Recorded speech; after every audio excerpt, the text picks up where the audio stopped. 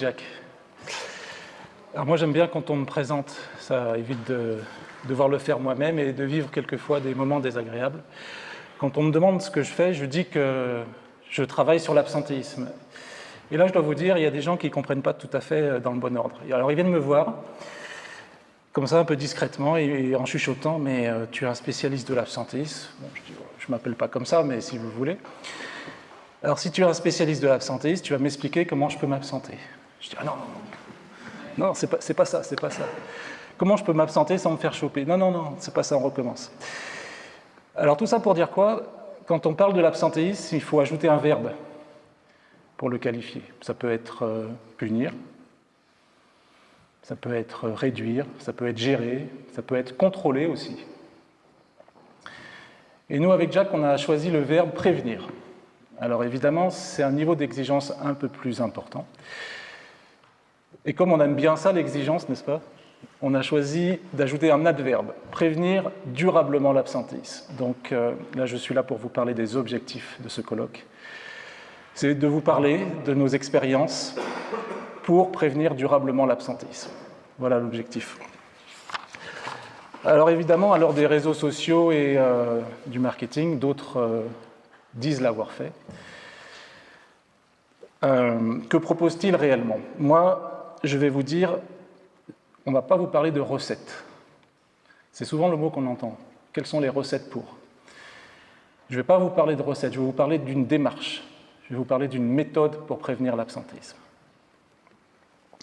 Alors, elle sera détaillée par petites touches durant ce colloque, au fur et à mesure des interventions. Et donc, c'est à vous de reconstituer le pulse avec tous ces éléments pour avoir, je l'espère, à la fin de la journée, une vision globale.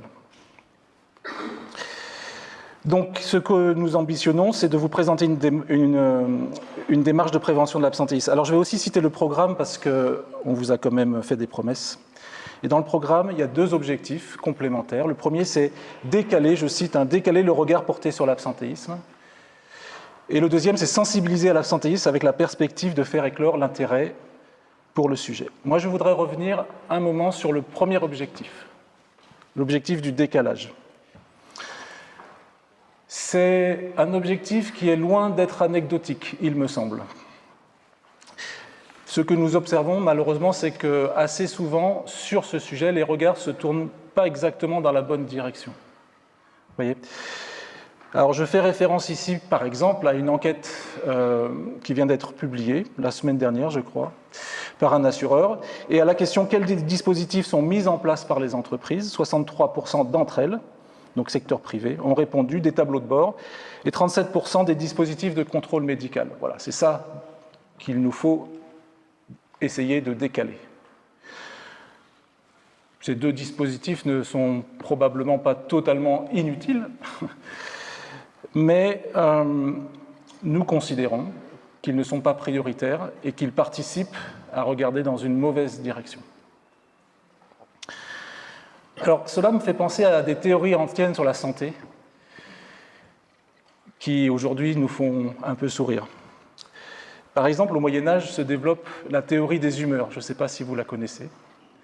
La théorie des humeurs, c'est simple. En gros, il ne faut pas se laver parce que ça attire les maladies. C'est ça la théorie des humeurs. Alors, je cite toujours. L'immersion du corps dans l'eau est perçue comme un facteur de déséquilibre pour la santé. La dilatation des pores de la peau affaiblirait les corps et permettrait l'infiltration des maladies.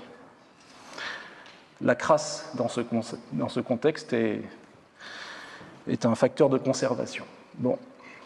Alors, si je vous parle de ça, c'est qu'il me semble que par une curieuse ironie, une version moderne de cette théorie des humeurs sévit, celle qui consiste à dire, par exemple, que l'absentéisme serait l'objet ou la raison de l'humeur des salariés.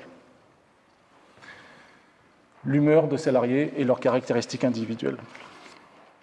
Alors ce sera à vous de juger si on a atteint l'objectif de vous présenter une méthode de prévention globale. Ce sera à vous de juger si on vous a permis de décaler ce sujet. En tout cas, sachez qu'on vous présente ici 10 années d'intervention, de réflexion, de débat, d'argumentation, de lecture. Je voudrais juste finir par une observation. Est-ce vraiment important ce dont nous parlons ici? Alors, j'ai fait une petite revue de presse. Et je ne suis pas allé chercher bien loin puisque j'ai regardé ce qui avait été publié cette semaine. Donc, je vais vous proposer des morceaux choisis. Ça parle de l'absentéisme. Donc, c'était lundi. Sud-Ouest Éco commence par la presse régionale. L'absentéisme au travail concerne un salarié sur deux, avec une moyenne de 24,5 jours d'absence.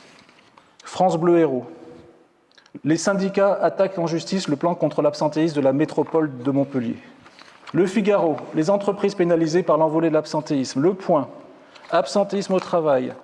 Un salarié sur deux est concerné. BFM Business, l'absentéisme a bondi de 75% en 12 ans et touche à peu près un agent sur deux. Et je finirai par Les Échos, presse économique.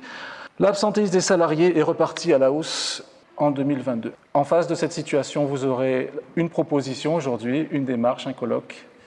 Et je vous souhaite une bonne journée. Merci.